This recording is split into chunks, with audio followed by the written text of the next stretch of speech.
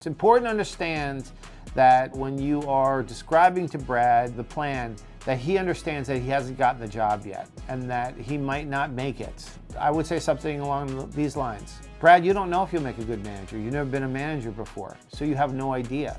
I'm going to put you in situations and I'm going to delegate responsibilities to you that will simulate being a manager. You need to prove to me that you have the skills and abilities to be a manager. Hello everyone, welcome to the Now What podcast. My name is Glenn Sharp. I am the President and CEO of Sharp Leadership Development.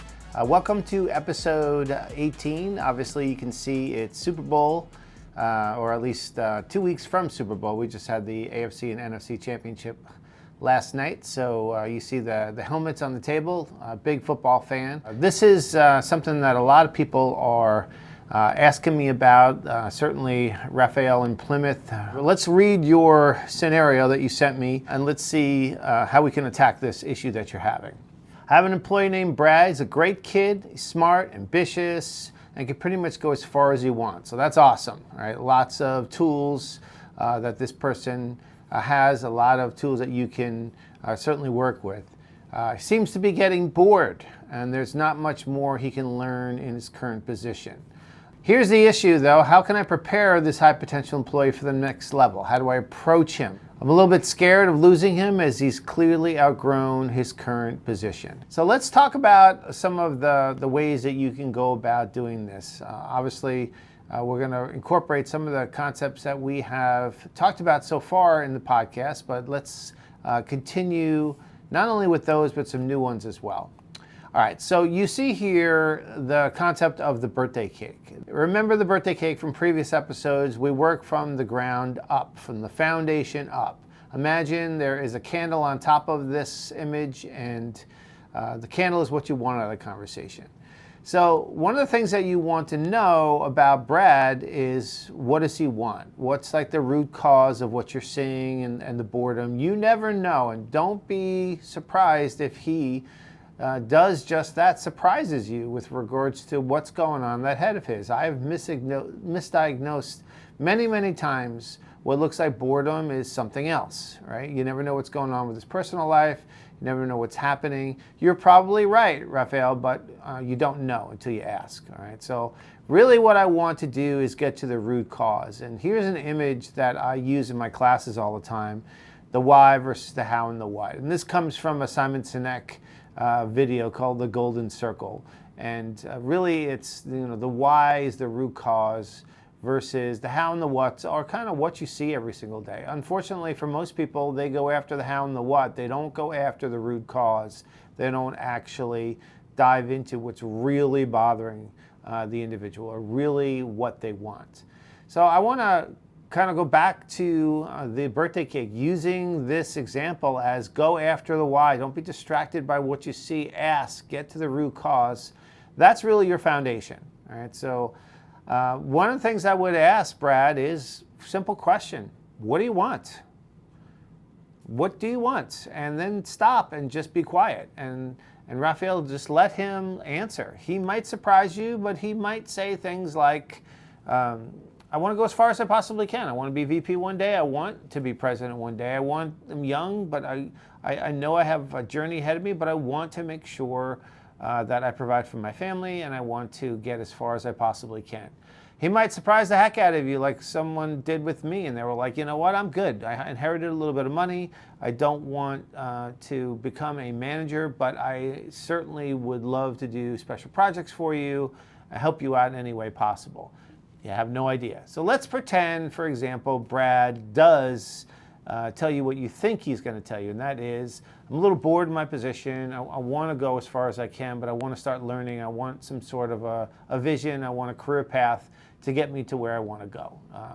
So Raphael, if that's kind of what you think, let's prepare for what you think. All right. So if he says to you, I want to make sure I get as far as I possibly can, then we get to the next level. Now that we have something to work with, then we get to the next level, right? And the next level, I want to make sure that you understand you've got to paint a realistic picture of what it's like being a manager. If he's an individual contributor and you want to make him a manager now, that's a completely different skill set. So he needs to understand exactly what he's getting himself into. We've seen the accountability ladder before. You see the bad stuff on the bottom and the good stuff on the top, and it's the biggest differentiator on this particular concept is the words on the structure, powerful versus powerless, right? Do you want this? Do you own it? Do you acknowledge reality, or just kind of waiting and hoping, blaming, making excuses, things like that? What I would want to know from Brad is, after I paint a realistic picture, is this what you want? Right? Because some people want to be a manager, but they don't want to do the things that managers do, right? They have this picture of being a manager, and then you don't describe it to them exactly what it's like to be a manager, and then when they get to that position, they realize, oh my gosh, I made a horrible mistake. And Raphael, I don't want you to go through that as well. So the best thing you can do for him in this next level is to make sure you paint a realistic picture. So for example, like you realize, Brad, that you can't be their friend anymore. Right? Now this is the way I go about doing it. It's totally up to you how you want to go about doing it, but you can't be someone's friend and their manager. It's really, really hard to do that. I'm sure in the history of the world, it's been done before and it's possible. I've just never seen it done in my 23-year career. All right? So I certainly would not encourage it. But he has to understand that whether he's their friend or not, there's going to be a line between you and the rest of the staff. They're going to see you different, right? You're going to be a salaried employee. Sometimes we have to work, at night. Sometimes we have to work extended hours. Right? Being a manager can be very, very fulfilling, but it can be tough at times. You have to deal with personalities. You're going to have to do different things, right? You're going to have to learn new things, and it's going to be uncomfortable for a while. Are you willing to go through that? And that's really what I want to ask him in that middle level, that next level. And if he says to me, no, I understand, I'm willing to learn, I understand that I'm kind of green, and this isn't my forte yet, but I want to learn it. I got to learn how to be a manager if I'm going to be an executive one day, right? Maybe he looks at you and says, whoa, I didn't know it was going to be like that. I'm not sure I'm prepared for that. Then obviously you can go back to the foundation and say, well, I described to you what a manager is. What do you want? If you don't want that, what do you want? But let's say, he's like, I'm good. Yeah, that's exactly what I thought it was going to be, or I'm willing to try, take a crack at it. Then the birthday cake goes to the next level, the candle, which is the top layer of the birthday cake. And that's where you're going to describe to him, a plan. You guys will both come up, or work on a plan together and come up with a final plan to train him to get to that point, right? To get in the running to be a manager. It's important to understand that, Raphael, when you are describing to Brad, the plan, that he understands that he hasn't gotten the job yet and that he might not make it, right? And that's not something that, is derogatory. I don't want him to feel bad, but I also don't want him to make any assumptions either. I would say something along these lines. Brad, you don't know if you'll make a good manager. You've never been a manager before, so you have no idea. I'm going to put you in situations and I'm going to delegate responsibilities to you that will simulate being a manager. I'll give you the skills and abilities that will tell me whether or not you would possibly make a great manager, but I don't know if you're going to excel in those skills. So I will put you in charge of my meetings sometimes. I will delegate the schedule to you or delegate other things to you. I'll have you practice with me some of coaching sessions or a counseling session. You can certainly join me in the third seat in a counseling session, but you're going to need to learn this stuff. We don't know whether or not you're going to be a good manager. You need to prove to me that you have the skills and abilities to be a manager. And that's ultimately what I want. Whenever I've been in charge of organizations or departments, I want my people, my managers, to let me know how they tested their employees. And I want them to come to me and say, I don't want them to say, hey, this is a good person, this person's a nice guy or a nice girl, I think they'd be a great manager. No, I want them to tell me this is what they've done and this is why I would give them a shot. And that's what I'm offering Brad. If I'm you, Raphael, I'm offering him an opportunity to become a manager, but he's got to prove himself. And that leads us to how to kind of present to him what he needs to learn and what he doesn't. If you guys remember from previous episodes, we talked about the situational leadership model. And remember, D1 is pretty much a new employee, very green, doesn't have much experience, but very committed. All right, they're very fired up to get a job or to do a task. And a D2, they have low to some competence, but their commitment level is starting to wane. It's pretty low. D3 is someone who's almost there, moderate to high competence and kind of variable commitment. And then a D4 is someone high competent, high commitment. These are your high potentials like Brad. But a great way to present to Brad what he needs to learn, because we don't want him to think he doesn't know anything. A lot of the skills he's learned already will be transferable. But if you notice the image on the left, the D4, okay, it's possible to have an overall D4 employee, but you see all the D4s in that box. The D4s are all tasks that he's good at. He's a D4 at. D4, D4, D4, D4. You see all those, but then maybe I ask Brad, okay, I want you to counsel an employee, right? Do you know how to do that? And he's a D2 at that. Doesn't know how to do it, doesn't have the clue on how to do it, and he doesn't want to do it, doesn't like conflict, right? And this is the reason why he's being tested, because if you shy away from conflict as a manager, you're not going to make a very good manager, right? You've got to address it before it festers into something out of control. And that's what we want to understand.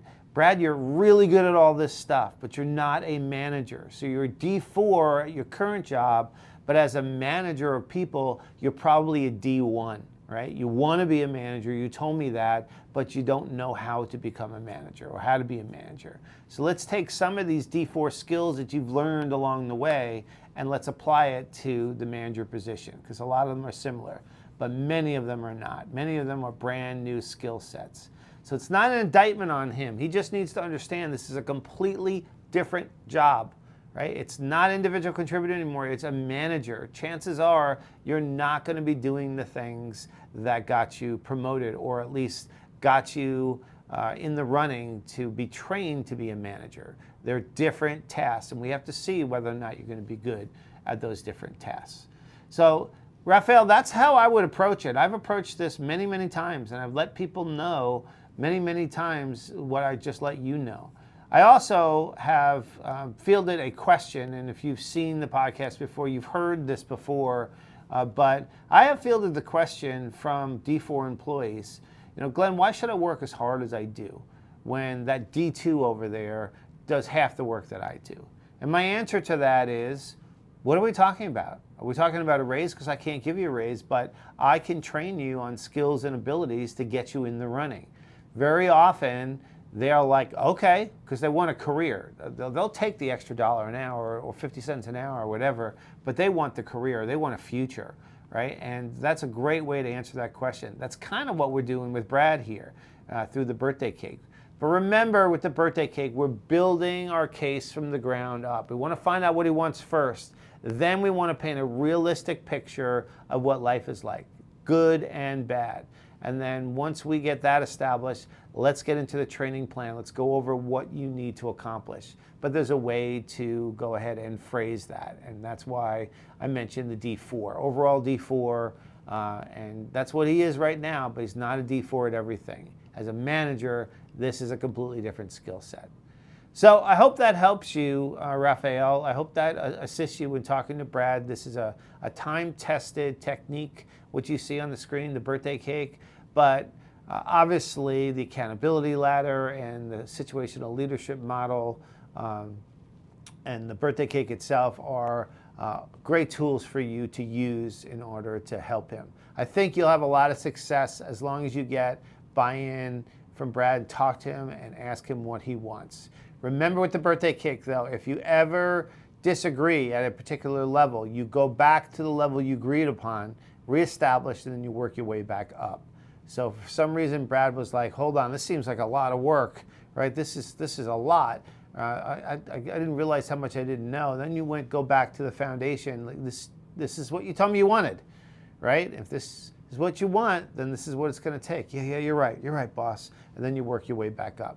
So it works and works well, and I hope you guys use it, especially in a scenario like this where you've got someone who you're worried about losing, right? And you can really do something like this. And an argument can be made, you don't really even need permission to develop your people. If you've had conversations with your boss, I would still contact my boss and let him or her know, hey, listen, I want to develop this guy. But if you have been doing your job, your boss should know, Raphael, about Brad already, and that he's a high potential employee. This should be an easy sell for your boss, especially given the fact that you're not asking your boss to promote him now. You're asking him, can I train? Or you're asking her, can I train him and test him to see how he does? All right, so best of luck, Raphael, with Brad. I hope it works out great. I think it will. For those of you that have visited the episode before, you know really what we're doing since the beginning of the year is tackling real world issues like Raphael's issue with Brad. And that's what we'll continue to do. Raphael and I have known each other for a while. I have coached him for quite some time, so I understand Raphael in the way he kind of thinks, and I love his candor. But real world scenarios, like some of my clients and some of the issues that they're going through, that's kind of how we're going to progress for the foreseeable future. All right, don't forget to pick up my book, Now What? This is the book that I put out a few months ago. It's based on a client of mine, Johnny, and Johnny was an amazing mechanic. And because he was such a good mechanic, they made him manager mechanic. Now what? And these are all the skills and abilities that really Johnny needs to get on a level playing field with his peers. So definitely pick up the book. It's available on Amazon. It's on obviously ebook or paperback. Make sure that you pick it up. I think it'll be a great resource for not only you, but if you have a brand new manager or an aspiring manager, like what we talked about with Raphael today with Brad. It's a great way to get them off to a great start in 2026. Join us in the next episode, episode 19. We're going to talk to Jimmy and Charlotte, and Jimmy's got a issue with going from manager to director. All right, whole new level, and he's obviously just kind of like Brad. Brad's an individual contributor going to manager. Well, going from manager to director is completely different, right? It's that next level of management, and you have to know what that entails and how to do things like delegate and do things like really influence others. So we'll tackle that in episode 19. In the meantime, thank you for joining us today. Good luck in your management leadership journey, and I'll see you next time for episode 19.